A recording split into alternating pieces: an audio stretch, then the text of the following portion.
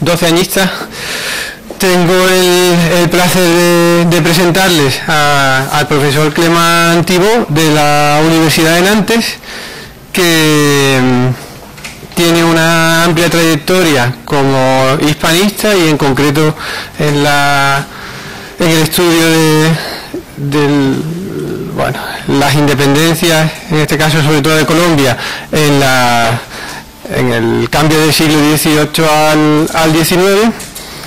Hizo precisamente su tesis doctoral, que defendió en 2001 con Francisco Javier Guerra, con el título de Guerra y Revolución, los ejércitos bolivarianos en la guerra de independencia en Venezuela y en Colombia. Una tesis que luego se publicó doblemente, en español en Colombia y en francés en Rennes. Y luego tiene una amplia trayectoria investigadora que ha dado como resultado la participación en numerosos proyectos de investigación y la publicación de una larga lista de artículos en revistas científicas y capítulos de libros, que sería muy prolijo detenerse en ella porque supera la treintena de trabajos, y luego también una serie de publicaciones monográficas, que las más señaladas son esas dos que he citado, resultado de su tesis doctoral, y también más recientemente ha publicado en Madrid, en Bogotá, con la editorial Taurus, La Majestad de los Pueblos, y en Bolivia, en Sucre, la obra de la Academia de Charcas y la Independencia de América, 1776-1809. Hoy viene a hablarnos de una constitución aprobada en Colombia en 1814, la Carta de Novita, que subtitula en este caso las tensiones inaugurales del primer constitucionalismo hispano en Afrocolombia.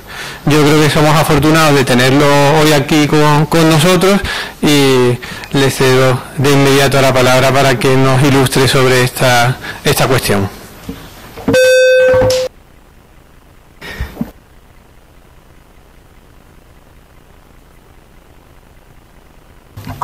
Ahora sí se oye. Bueno, quisiera primero agradecer mucho a los organizadores de este evento, que tiene una importancia especial para mí, ¿no? Porque estar aquí en Cádiz en marzo de 2012, 200 años después de la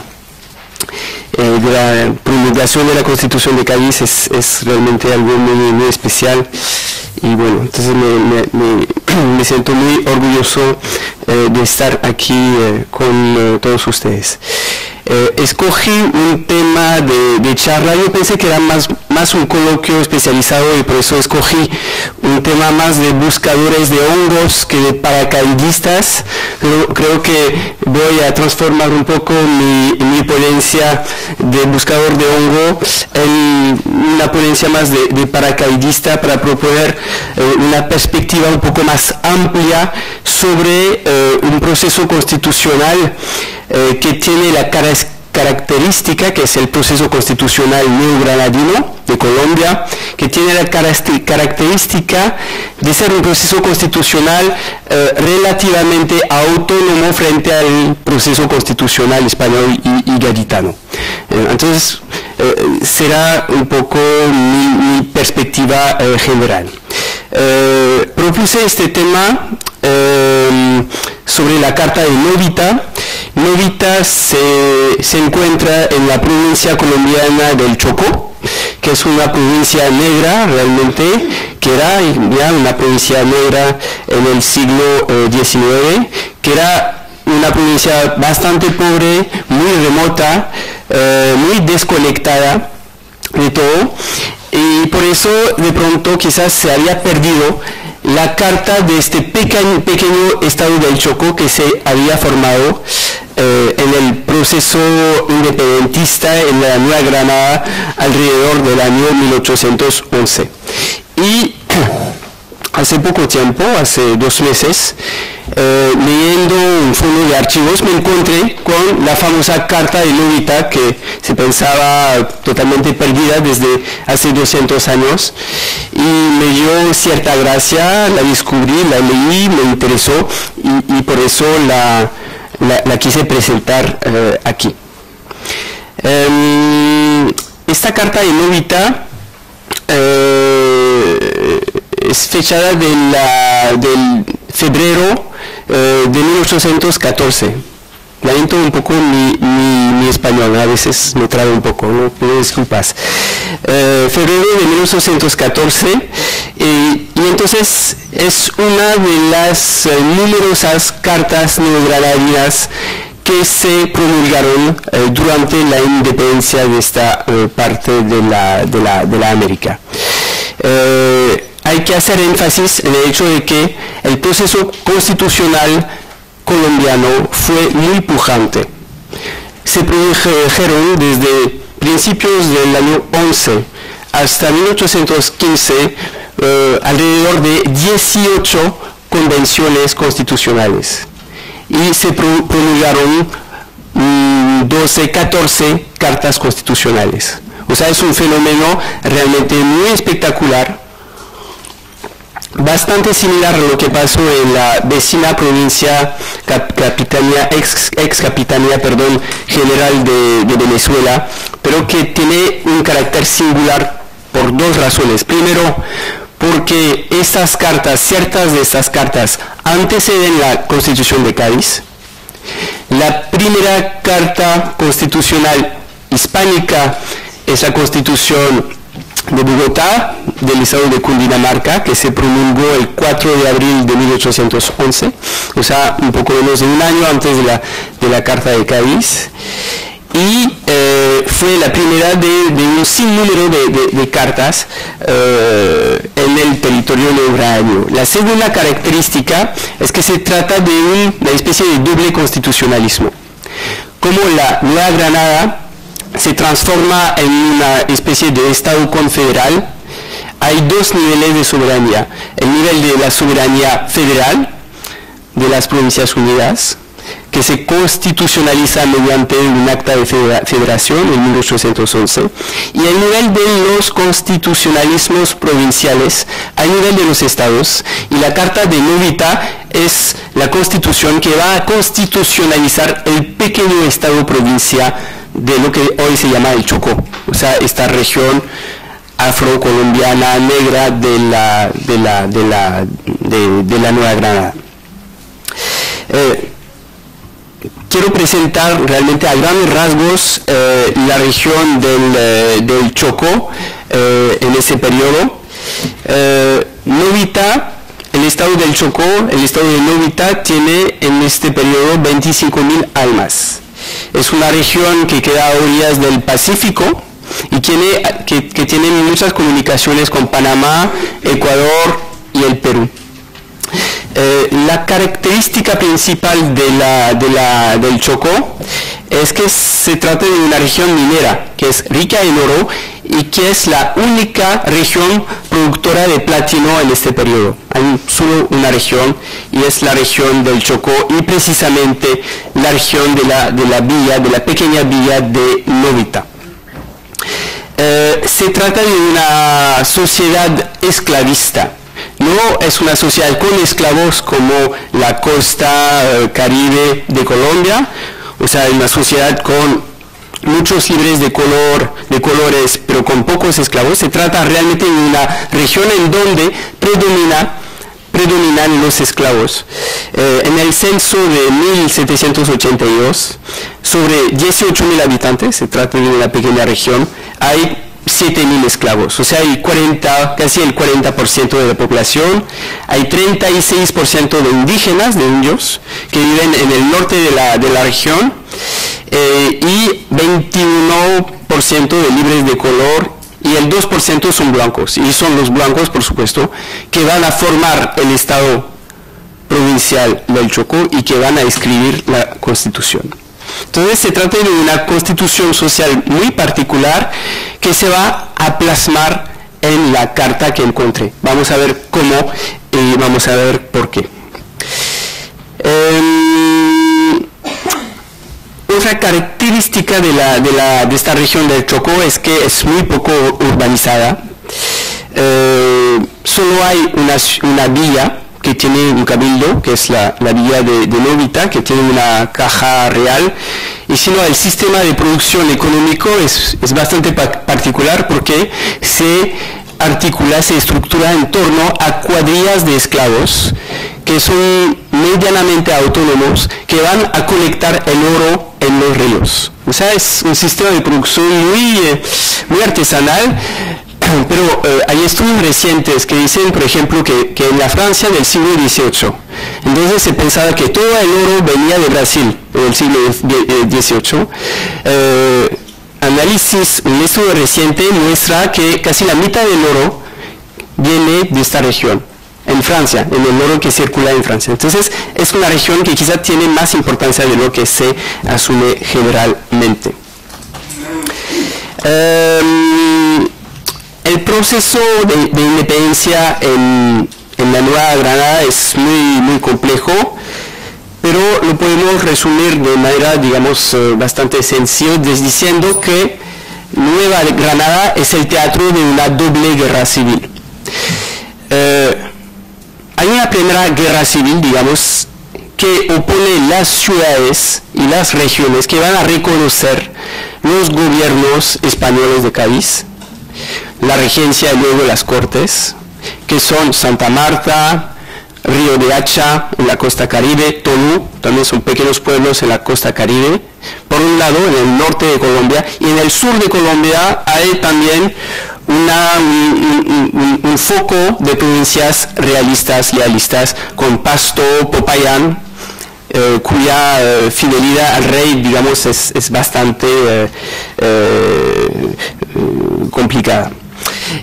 Y entre estos dos espacios, el norte, o sea, no tengo carta, no tengo mapa, lo siento mucho, pero bueno, entre el norte Caribe y el sur andino, ahí se van a desarrollar las primeras repúblicas del mundo hispánico. Es un poco la particularidad de la región, su constitucionalismo muy pujante y su republicanismo precoz, ya que la primera república moderna hispánica que se constituye allá. En diciembre de 1811 es la República de Tunja, que queda al norte de Bogotá. Hay que precisar también que el acta confederal que constituye las Provincias Unidas de la Nueva Granada es un acta que dice que todos los estados confederados de las Provincias Unidas tienen un gobierno republicano. Y creo que es una diferencia bastante importante, pues obviamente lo es con la Constitución de Cádiz, pero eso no quiere decir tampoco que la independencia y las constituciones de la Nueva Granada no deban nada al proceso constitucional gaditano. No quiero que ustedes me tiren piedras al final de la ponencia, tampoco tomates.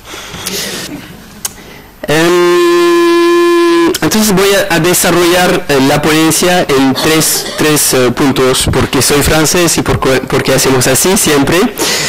Primero, quisiera mirar un poco cómo se articulan el proceso constitucional, neogranadino y el proceso constitucional gaditano.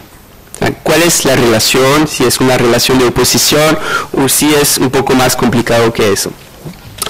El segundo punto intenta mirar, proponer la idea de que ambos procesos constitucionales se inscriben, por supuesto, en una misma tradición cultural y de cultura jurídica compartida.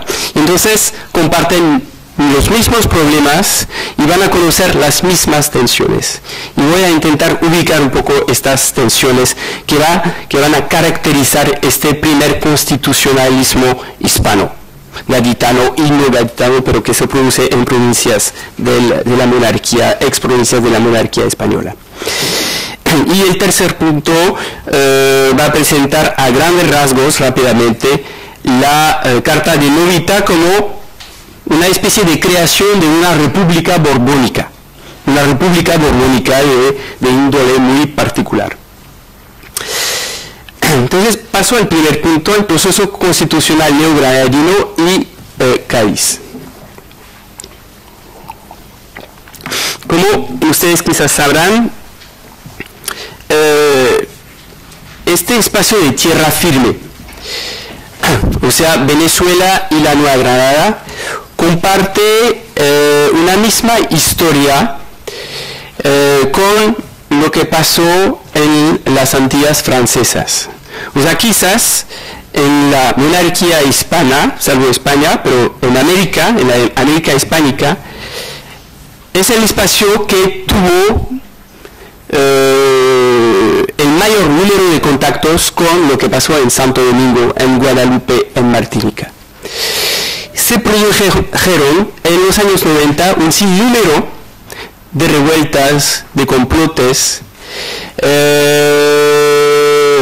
a raíz de la presencia de corsarios franceses, de negros libres, de esclavos franceses o de inmigrados de Santo Domingo o de reos de Estado, etc.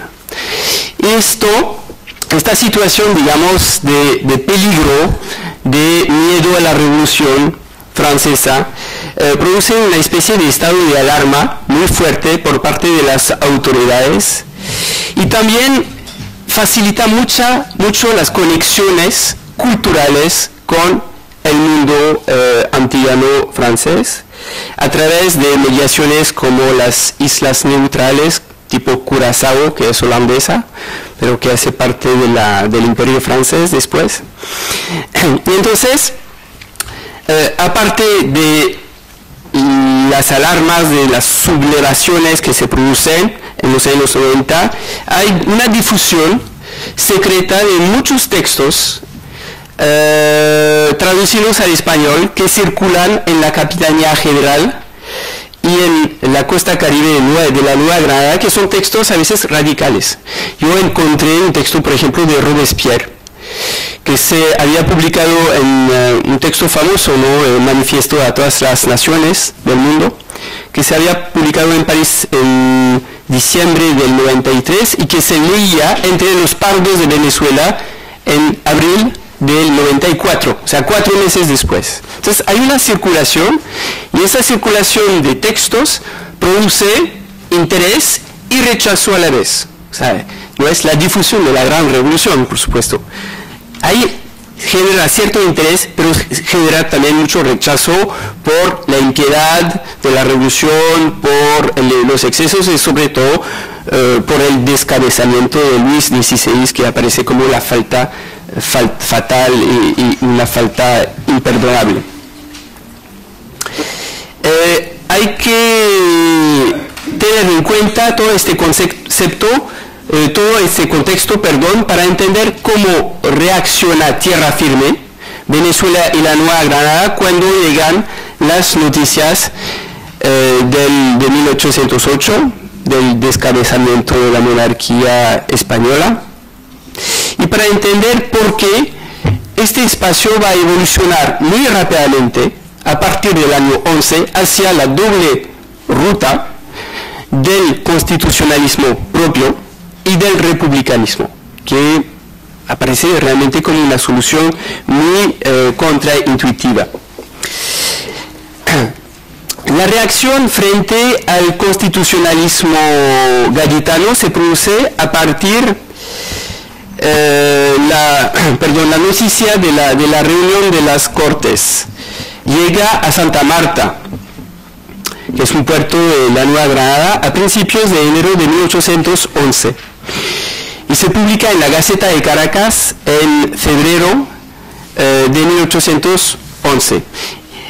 Esta noticia produce interés y rechazo, depende de las provincias. Hay ciertas provincias que van a reconocer la legitimidad de las Cortes de Cádiz, como, bueno, Santa Marta, ustedes ya lo saben, pero también Cartagena. Cartagena va a reconocer las Cortes de Cádiz, pero a la vez van a criticar lo que está pasando. Es interesante ver cómo ellos se enteran de los debates que se están llevando a cabo en España. Y eso lo hacen a través de la reproducción del Conciso, que es un periódico que reproduce los debates gaditanos, pero también lo hacen a través de fuentes inglesas que son muy importantes para ellos porque ellos piensan que las fuentes españolas son sesgadas, que los españoles siempre mienten, que no les dicen la verdad a propósito de la guerra, etc. Entonces que las fuentes inglesas son mucho mejores o norteamericanas. Por ejemplo, las gacetas de Jamaica, la Kingston Gazette, es leída y reproduce parte de los debates en Cádiz.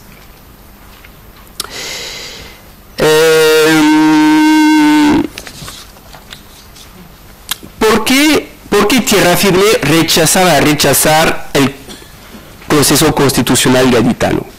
Entonces se arma una especie de enfrentamiento retórico muy fuerte que va a girar en torno a algunos temas muy importantes que quizás ustedes ya conocen. Primero, hay una protesta muy fuerte frente al decreto del 15 de octubre de 1810, decreto que dice que hay una igualdad entre los territorios americanos y los territorios españoles de la monarquía. ¿Por qué los neograños y los venezolanos van a criticar este decreto? Porque no lo creen y porque piensan que es una trampa. Dicen que es una trampa. El tema más importante quizás es la exclusión de las castas de la representación política, y eso es un poco el meollo del rechazo al constitucionalismo gaditano. Se enteran de eso en marzo-abril de 1811 y, por supuesto, dada la constitución social de las provincias del Caribe venezolano y neograño, eso quiere decir que si no se toma en cuenta las castas, o sea, los libres de color, los pardos, que son mayoritarios en esta región, eso quiere decir que la provincia no tiene una representación justa en las futuras cortes españolas. Entonces el problema de las castas es muy importante. Aparece también el problema del matrimonio de Fernando VII con la hermana de la emperatriz francesa. Eso aparece realmente como un problema porque plantea el problema del juramento al rey. Sigue vigente el juramento al rey que se hizo en 1808 a raíz de la noticia de las cortes de Bayona, de lo que pasó, de los acontecimientos de Bayona. Eso aparece como un punto muy importante. Este matrimonio que quiere decir que los franceses van a absorber España dentro de su imperio, que era un poco la política francesa desde finales del siglo XVIII, absorber de manera inmediata la España. Y sobre todo es la sesión del 7 de febrero de 1811 de las Cortes de Cádiz, cuando los diputados gaditanos dicen que remiten la cuestión de la representación de América a la Comisión de la Constitución.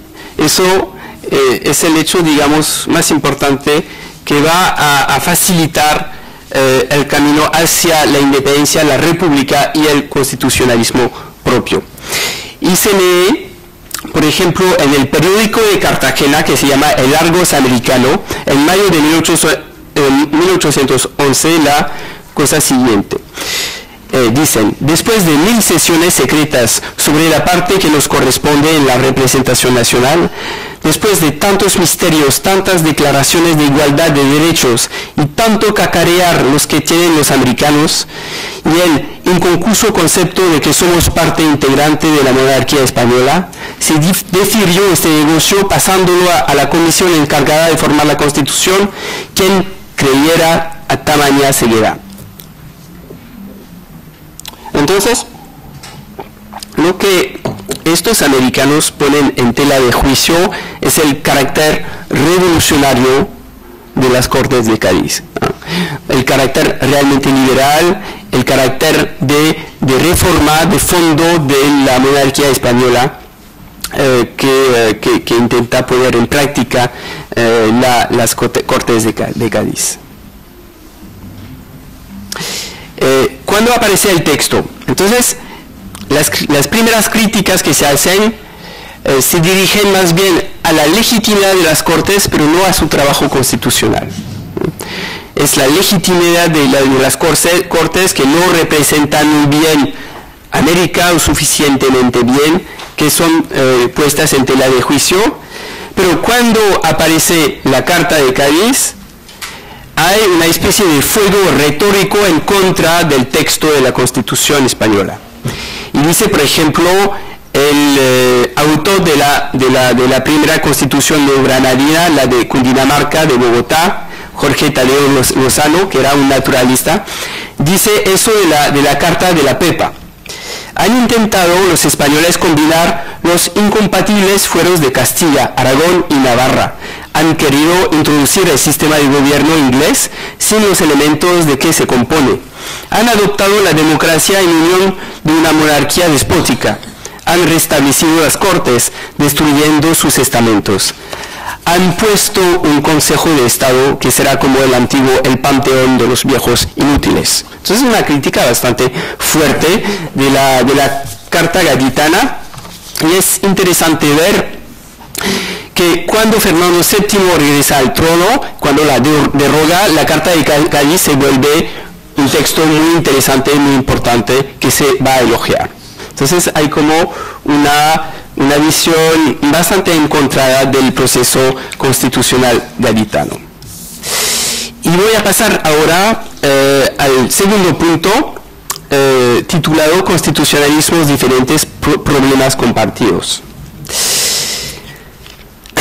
Entonces, creo que si no podemos decir o postular que el constitucionalismo gaditano fue el padre o la madre de los constitucionalismos de tierra firme, podemos decir que comparten una cultura política, jurídica similar, eso es bien evidente, y que comparten también problemas compartidos en torno a la soberanía, a la articulación de las provincias y a la naturaleza del poder soberano, y sobre todo en torno al poder ejecutivo y a la separación de los poderes.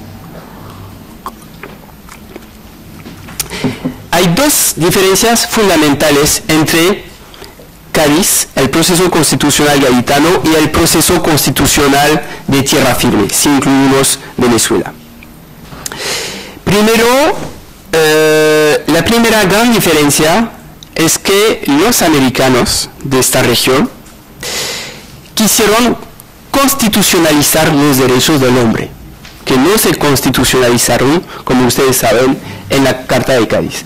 Hay un afán por constitucionalizar los derechos del hombre, que es muy fuerte, y todas las convenciones constituyentes, que se llaman colegios electorales y constituyentes de la región, dicen, nuestra primera meta es declarar los derechos del hombre y hacer de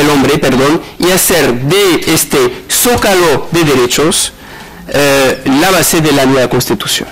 Y eso es, digamos, el nivel de la letra de la Constitución y la diferencia fundamental, porque eso quiere decir que se da la espalda al constitucionalismo histórico, a los viejos derechos, que no, de todas maneras, no existen en América como en España. No hay un constitucionalismo histórico de tipo aragonés en América, obviamente. ¿Cómo se puede explicar la centralidad del tema de los derechos del hombre? Creo que hay varias razones. Hay una razón social, que es la importancia central de los mestizos en esta región del mundo. Mestizos, que tienen una condición, una calidad, degradada,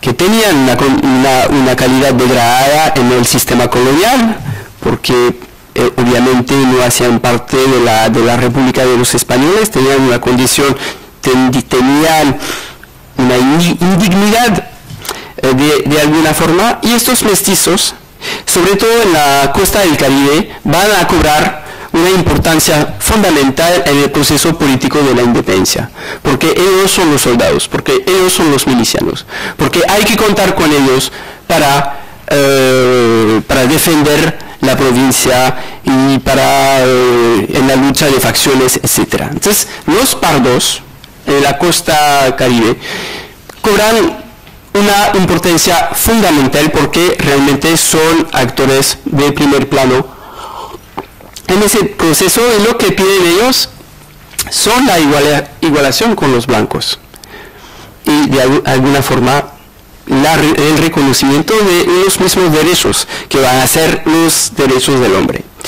Hay otra razón que permite explicar, digamos, por qué este tema de los derechos del hombre fue tan importante, creo, es lo que pasó en la década de los 90. En la década de los 90 se produce en Venezuela una conspiración republicana precoz, liderada por dos venezolanos, Gual y España, pero también con el apoyo de algunos reos de Estado españoles como Picornell, que redactan textos y que van a difundir una traducción de los derechos del hombre del 93, francés del 93, o sea, la declaración más radical de la Revolución Francesa en Venezuela. Hay una represión muy fuerte de los conspiradores con varias ejecuciones, y eso marca la opinión de la región, porque este castigo parece desmesurado frente, digamos, a la conspiración. Entonces, eso por Venezuela, la conspiración republicana de Gual y España, y la traducción de los derechos del hombre en el 93. En la Nueva Granada se produce la traducción de los derechos del hombre del 89, y eso lleva a la represión de buena parte de las élites ilustradas de la Nueva Granada, que habían hecho parte de la expedición botánica de Mutis, etcétera, que eran intelectuales prestantes, y esto va a producir cierto vuelco de las élites neogranadinas en contra de las autoridades coloniales, porque piensan que el castigo de Nariño, del traductor de los derechos del hombre, y de sus amigos, es también injusto de alguna manera. Entonces, el tema de los derechos del hombre está ahí desde tiempo atrás, cuando se piensa constitucionalizarlos en el año 1811. Si se estudian estos derechos del hombre, son muy interesantes. Son muy interesantes porque remiten a una especie de proyecto criollo para regenerar la vieja monarquía y para reformar el imperio. Ellos dicen, reformar la vieja monarquía es muy fácil, hay que reconocer los derechos del hombre. O sea, igualdad en dignidad entre los blancos y los no blancos, crecimiento económico a través del reconocimiento del derecho de la propiedad, o sea, hay un proyecto económico también, de la ciencia económica del periodo, de la economía política, y hay toda una reflexión también en torno a la idea de que estos derechos del hombre van a permitir una revolución moderada. Es realmente la palabra importante. Una revolución moderada, porque ellos van a traducir partes de la Declaración de los Derechos del Hombre de la parte moderada de la Revolución Francesa, que es la parte termidoriana del 95. No van a tomar la declaración de Robespierre y tampoco la del 89, van a tomar la tercera, la moderada de Termidor. O sea, de una revolución sin revolución, una revolución con orden social, que dice que hay derechos, pero también hay deberes del ciudadano. Es la parte que se retoma. Y van a salpicar esta traducción con algunos artículos de las declaraciones de derechos norteamericanos, sobre todo de Massachusetts, de Virginia y de Pensilvania. O sea, y sobre todo en torno a la justicia. Yo no creo que estos constituyentes hayan copiado estos modelos, sino que tenían un proyecto de revolución bastante moderada y que hicieron referencia a estas declaraciones porque les convenía. La segunda diferencia fundamental es una referencia muy moderna a la teoría del poder constituyente de Sieyès, teoría que aparece analizada en varios periódicos del periodo. La teoría del poder constituyente es muy sencilla, o sea que una nación es soberana y tiene el derecho de darse el gobierno que mejor le acomode. O sea, la nación soberana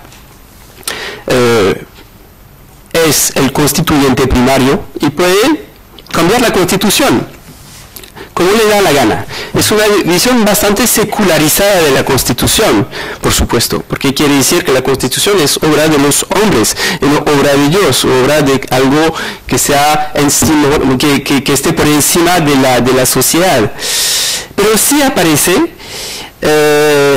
esta teoría del poder constituyente que va a legitimar el constitucionalismo neogradio. A mí me plantean una pregunta, porque ¿cómo este mundo tan católico y tan devoto puede adoptar una teoría que es tan secular de alguna manera? Me parece curioso. Y van a adoptar también algunas instituciones de las constituciones francesas del año 3 y del año 8. No quiero decir que los franceses dieron todo, no. Quiero decir que los constituyentes neogradinos echaron mano de algunas instituciones que de alguna forma les convenía porque correspondía a su proyecto de revolución. Y es interesante ver cuáles eran los autores más citados por estos constituyentes. Eran Brissot, el girondino, l'Abbé Grégoire, Sieyès, Lafayette y algunos norteamericanos, entre Hamilton, Jefferson y Madison. Los franceses son internacionalistas, o sea que hay una referencia que habría que pensar más a una concepción muy internacionalista de la revolución y muy moderada también y federativa. Entonces eso es lo que cambia. Lo que no cambia es el apego a la religión católica, que se reconoce como religión de Estado, a exclusión de todas las otras. Lo que no cambia de manera paradójica es el sistema de representación electoral. Es un sistema de representación electoral que reproduce, que traduce la Constitución francesa de Termidor del año 3. Entonces parece una cosa moderna o revolucionaria, pero no lo es, porque esta Constitución del año 3 dice que representa en realidad a los pueblos, a las municipalidades, a los grupos.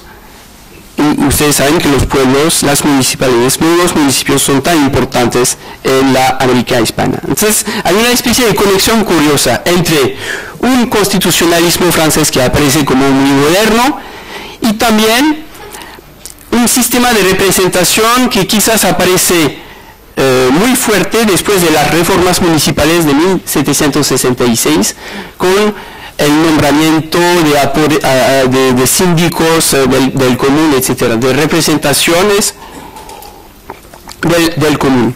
Y eso me interesa mucho, la articulación entre una referencia retórica que parece muy moderna y prácticas de representación que vienen de las reformas borbónicas a través de estos apoderados del común. La justicia no se toca y todo lo que tiene que ver con la libertad de prensa es inspirado por la Constitución de Cádiz. Así, hay una influencia directa de Cádiz sobre la libertad de prensa. Este constitucionalismo republicano, que parece bastante afrancesado y no lo es, se enmarca dentro de lo que podríamos llamar una constitución material de los pueblos. Esta constitución material de los pueblos es un poco la constitución histórica de la región. Esta constitución material de los pueblos se fundamenta, descansa en un momento que aparece como muy importante a ojos de los constituyentes, que es el juramento al rey de 1808. Es interesante ver que inclusive cuando los neogranadinos declaran la república, dicen que sigue siendo vigente el juramento al rey. O sea que son repúblicas dentro de una monarquía, ya que Fernando VII sigue siendo el rey de estos republicanos. Y cuando se van a declarar las independencias en debida forma, en 1813-14, hay todo un debate en torno del valor de este juramento. ¿Cómo nos podemos desligar de este juramento? ¿Sigue siendo vigente? Etcétera. Entonces, el juramento al rey, en esta región que aparece como súper revolucionaria, en comparación con las demás, sigue siendo algo muy complicado, muy fuerte. El segundo punto de este elemento, de este constitucionalismo material, es que debajo de las constituciones provinciales hay en realidad un pacto entre pueblos. Un pacto entre pueblos. Los estados republicanos son ligas de pueblos, de municipios. Y el estado más diciente, más fuerte, es el caso de Antioquia. Antioquia, que va a transformarse en una república en 1812. Antioquia es la región de Medellín. Quizás ustedes son demasiado jóvenes para conocer a Pablo Escobar, pero era el rey de Colombia en los años 90. Y el estado de Antioquia es un estado republicano con una constitución, tuvo 3 constituciones, pero en realidad es un pacto entre 4 cabildos, que se van a repartir el correo, la justicia, el tribunal superior, el senado, etc. Se reparten todas las instituciones. Y el problema de este constitucionalismo material es que hay una tensión entre la constitución republicana normal y el pacto entre pueblos. Eso quiere decir que cada municipio, cada pueblo tiene lo que se llama un derecho de ratificación.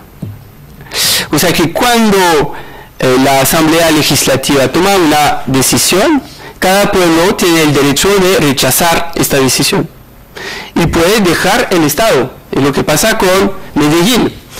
Cuando se traslada, con Santa Fe de Antioquia, cuando se traslada la sede del gobierno de Santa Fe de Antioquia a Río Negro, que es uno de estos cabildos, Santa Fe de Antioquia hace secesión y dice que no quiere hacer parte de este Estado. Entonces, hay un derecho de ratificación.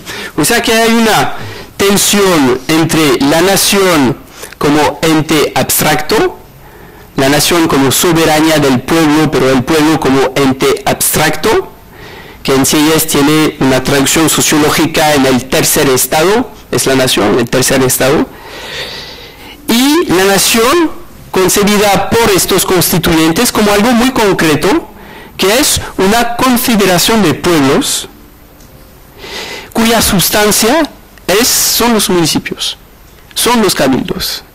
Y la tensión entre la nación como abstracción titular de la soberanía y la nación como congregación de pueblos es un poco insuperable y va a caracterizar toda la historia colombiana a lo largo del siglo XIX. Si queremos hacer un poco de filosofía política, podemos decir como Claude Lefort que el lugar vacío de la política, o sea, el soberano no debe existir para que haya libertad. Si hay un soberano que existe, él puede apoderarse de la soberanía, el rey. Entonces, en las democracias el soberano no existe, es vacío, es la nación, es una palabra. Este lugar vacío no existe porque este lugar vacío de la política que permite la libertad política es esta confederación de pueblos. Hay otro punto interesante y creo que me estoy pasando y no voy a hablar de... Hay que pararme, ¿no? Sí. 50 minutos, entonces voy a...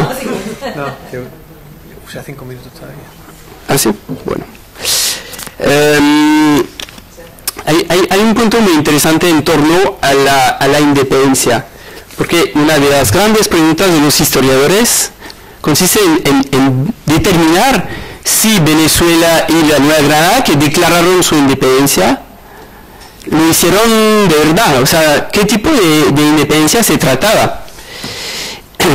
Y bueno, van a traducir la declaración norteamericana del 76, etcétera, para aparecer realmente como una declaración de independencia total de la monarquía española, de España, del rey, etcétera. Pero si miramos un poco las constituciones, nos damos cuenta que hay varios niveles de soberanía que remiten a varios títulos de dignidad.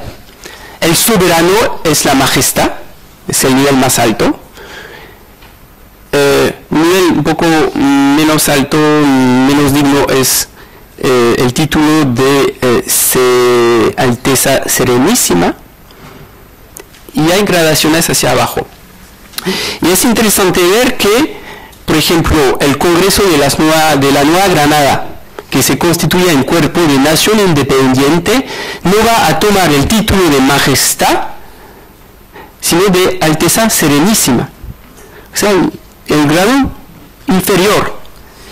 Y eso, a mi modo de ver, deja la puerta abierta a una especie de reintegración de estas repúblicas constitucionalizadas e independientes, en una especie de Commonwealth hispánico, encabezado por el rey de España. Entonces podría ser como una posibilidad. El Congreso venezolano sí toma el título de majestad. Es la majestad como, bueno, entonces es como un matiz. Y para terminar, entonces no voy a hablar de mucho de mi carta de Novita. Mi carta de Novita, ¿por qué se creó? Es interesante porque de alguna manera es una carta contrarrevolucionaria.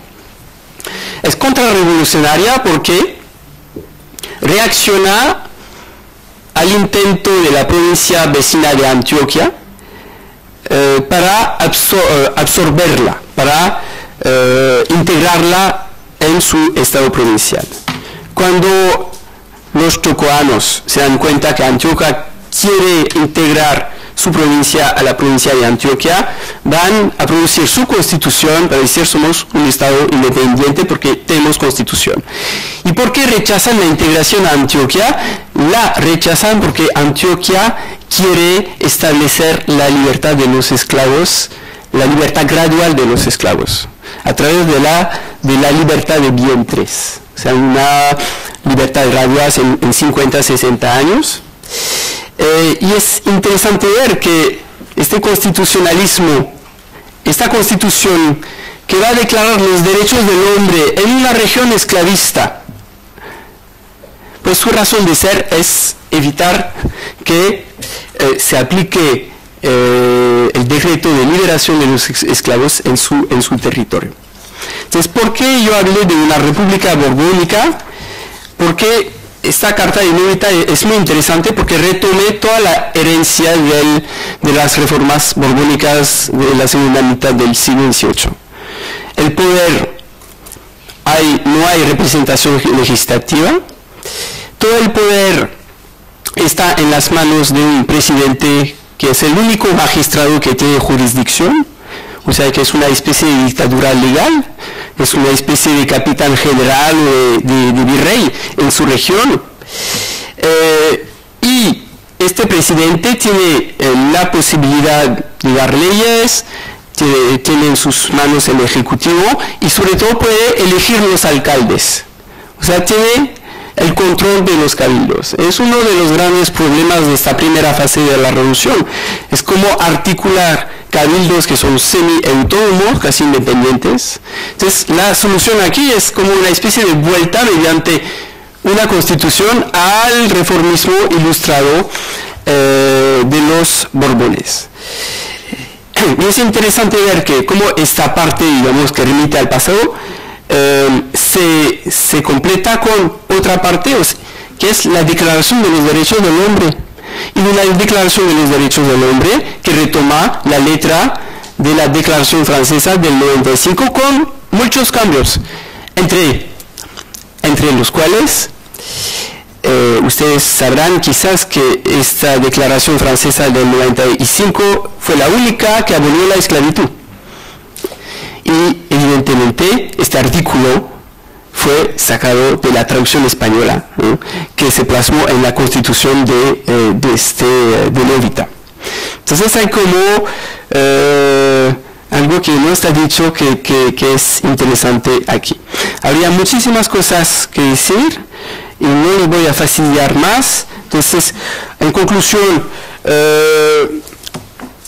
constitucionalismo propio o no, pienso que no hay influencias. Creo que no hay influencias en la historia y mucho menos en la historia constitucional. Creo que hay una cultura jurídica hispana compartida que organiza una especie de campo de posiciones de estructura, digamos, que permite la traducción de modelos exteriores o no. Y ahí es interesante ver cómo se recupera, digamos, unas traducciones del constitucionalismo francés o norteamericano o inclusive de Cádiz, pero hay una transformación propia que remite a una especie de proyecto bastante coherente, a mi modo de ver, de una especie de revolución de los derechos del hombre, pero revolución comercial también, revolución de la dignidad en la moderación y en el control social de las élites. Yeah.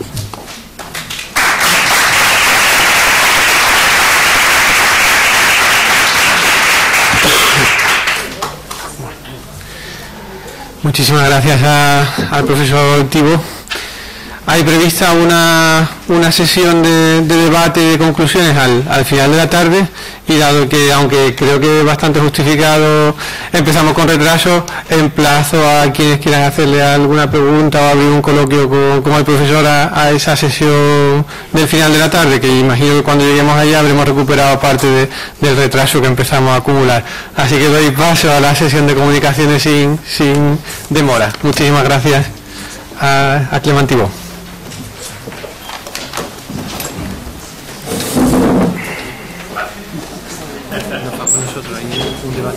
Claro. Sí, sí, sí.